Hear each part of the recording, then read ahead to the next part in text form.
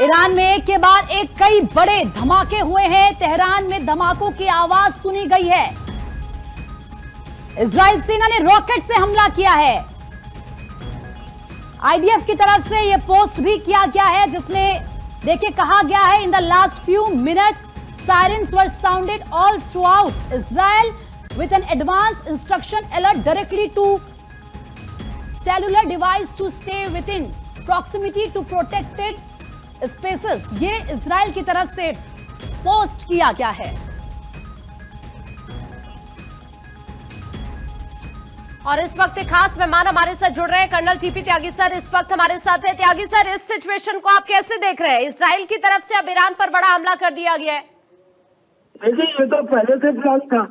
America उसके ऊपर ये इल्जाम ना आए कि उसने हमला किया ईरान के ऊपर, इसलिए उसने इजराइल को कहा कि तुम अटैक करो, और उसको अटैक करने के लिए इजराइल की डिफेंस के लिए जो जेराल्ड फोर्ड एयरक्राफ्ट कैरियर था उसको तो मेडिटेरियन में तैनात कर दिया, और जो GBU-57 बम यानी कि वो पेनिट्रेटिंग बम जो इसमें डीए फ्यूज लगा हुआ है, जो अंदर घुसता है और फिर जाके एक्सप्लोड करता है, वो पहले से इजराइल को पहुंचा दिए गए थे। उनके लॉन्चर सिस्टम भी पहुंचा दिए गए थे।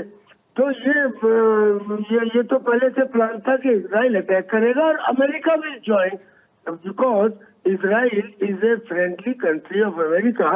तो America will join now and now they will attack on Iran. और ईरान ने अपनी पूरी तैयारी कर रखी है इसको जवाब देने के लिए। अब आगे आने वाला समय बताएगा कि ईरान का जो वो ड्रोन कैरियर है और जो उसकी मिनी सबमरीन है और जो उसकी सुसाइडल स्पीड बोट है और प्लस जो उसकी बैलिस्टिक क्रूज और एंटीशिप मिसाइल है, वो कितनी इफेक्टिव होती हैं। बिल्कुल सर, मैं आपके पास अभी वापस लौट रही हूँ। Wing commander U K Devnath sir भी इस वक्त हमारे साथ जुड़ गए हैं। देवनाथ सर, आपके पास आते हुए इजराइल के इस हमले के पीछे आपको असली रणनीतिक उद्देश्य क्या नजर आता है? क्या ये सिर्फ एक सैन्य कार्रवाई के तौर पर देखा जाए या फिर कोई बड़ा राजनीतिक संदेश इसके पीछे नजर आता है आपको? इसमें कोई शक नहीं है कि इजराइल और अमेरिका काफी समय से इस तरह की हमले की योजना बना रहे थे। अब जेनेवा में जब पीस टॉक हुई है तो उसमें ईरान ने अपनी तरफ से बहुत क्लियर कर दिया था कि वो न्यूक्लियर हथियार नहीं बना रहा है, लेकिन राष्ट्रपति ट्रंप लगातार दबाव डाल रहे थे कि नहीं, पहले ईरान को कमिट करना पड़ेगा कि भविष्य में वो यूरेनियम को प्यूरिफिकेशन की कोशिश नहीं करेगा। इसलिए अब इजराइल को लग रहा है कि अगर ईरान ने अपना न्यूक्लियर बॉम्ब बना लिया तो फिर भविष्य में सबसे ज्यादा खतरा इजराइल को ही। इसलिए अब इजराइल ने जो ये बमबारी की शुरुआत की है तो ये मोस्ट प्रोबेबली टोकन बॉम्बिंग है, जिसमें इजराइल एक बार हमला करके रोक देगा और ईरान को दिखा देगा कि अगर ईरान ने कहना नहीं माना तो उसका भविष्य में क्या हश्र हो सकता है। जी सर, आपको क्या लगता है ये जो अभी हाल ही में तेहरान के अंदर धमाके हुए हैं, आपको क्या लगता है इजराइल का निशाना क्या हो सकता है? क्या सैन्य ठिकाने हो सकते हैं, परमाणु साइट हो सकती है या फिर कई अहम इंफ्रास्ट्रक्चर हो सकते हैं जिससे ईरान को सीधा सीधा संदेश पहुंच जाए? देवनाथ सर, ईरान के टारगेट पे अंदाजा ये लगाया जा रहा था कि सबसे पहले तो इजराइल के टारगेट पे अंदाजा ये लगाया जा रहा था कि ईरान की पॉलिटिकल लीडरशिप भी होगी, जैसे कि आयतुल्लाह खमेनी का ऑफिशियल रेसिडेंस, राष्ट्रपति पेजेश्किन का जो महल और ईरान के जो इरानियन रेवोल्यूशनरी गार्ड हैं उसके जो टॉप कमांडर्स हैं उनका घर और ऑफिस। डेफिनेटली इससे फायदा ये है कि अगर कमांड एंड कंट्रोल स्ट्रक्चर ध्वस्त हो जाता है, उनकी टॉप लीडरशिप कंफ्यूज हो जाती है, तो फिर बहुत बड़ा मौका मिल जाता है आगे इरानियन रेवोल्यूशनरी गार्ड से लड़ने के लिए। क्योंकि डेफिनेटली अगर किसी तरह से राष्ट्रपति पेजेश्किन को या सुप्रीम कमांडर आयतुल्लाह खमेनी को न्यूट्रलाइज कर सकते हैं तो युद्ध की ईरान की तरफ जो तैयारियां की गई हैं उसकी गति में थोड़ी दिक्कत आ जाएगी। जाहिर सी बात है। और सर, ये जो सिचुएशन अभी बनती हुई नजर आ रही है, सीधे टकराव जैसी सिचुएशन अभी फिलहाल यहाँ दोनों कंट्रीज के बीच में बनती हुई दिख रही है। त्यागी सर, आपको क्या लगता है ईरान का अगला कदम अब क्या हो सकता है?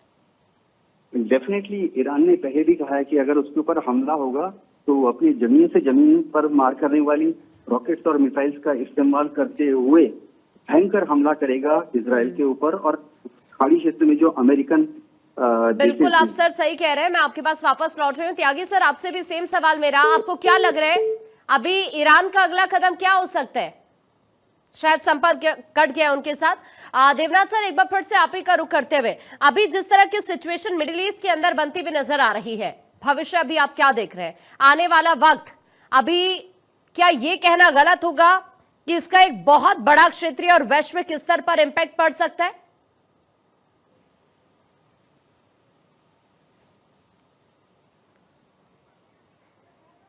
दोनों खास मेहमान हमारे साथ लगातार बने हुए हैं। देवनाथ सर का मैं वापस रुक करूंगी। त्यागी सर, अगर आपको मेरी आवाज मिल रही है, अभी मिडिल ईस्ट में जो हालात इस वक्त बने हुए नजर आ रहे हैं, क्या लग रहा है अब आपको ईरान क्या कदम आगे उठा सकता है? त्यागी सर,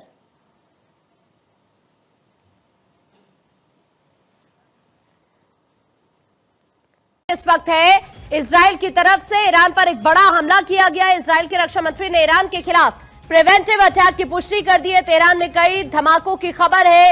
ये कार्रवाई अमेरिका ईरान परमाणु वार्ता के बीच हुई है, जिससे क्षेत्रीय तनाव अब कुल मिलाकर और ज्यादा बढ़ गया है। रेड अलर्ट जारी कर दिया गया। दूसरी तरफ इजराइल में ईरान अब जाहिर सी बातें चुप नहीं बैठेगा, लेकिन अभी इजराइल की तरफ से कड़ा कदम उठाते हुए लोगों को सुरक्षित जगहों पर जाने के लिए कह दिया गया है। हाल ही में अभी जिस तरह से इजराइल की तरफ से कार्रवाई की गई है ईरान के खिलाफ, ये प्रिवेंटिव अटैक है जो एहतियाती सैन्य कार्रवाई के तौर पर देखा जा रहा है। इजराइल के रक्षा मंत्री की तरफ से इस ऑपरेशन की पुष्टि भी की गई है। साथ ही इजरायली सेना ने अपने नागरिकों के लिए प्रोएक्टिव अलर्ट जारी करते हुए पूरे देश में सायरन बजाए हैं, ताकि संभावित ईरानी मिसाइल हमलों से पहले लोग सुरक्षित स्थानों पर जा सके। हालांकि इस बीच ईरान की राजधानी तेहरान में कई जोरदार धमाकों की खबर भी सामने आई है। ईरानी मीडिया और स्थानीय चश्मदीदों के मुताबिक राजधानी के मध्य हिस्से में कम से कम 3 विस्फोट सुने गए हैं। हालांकि ईरानी अधिकारियों ने अभी तक आधिकारिक तौर पर ना तो हमले की पुष्टि की है और ना ही नुकसान के स्तर की जानकारी दी है, लेकिन इजराइल की तरफ से इस हमले की पुष्टि जरूर कर दी गई है।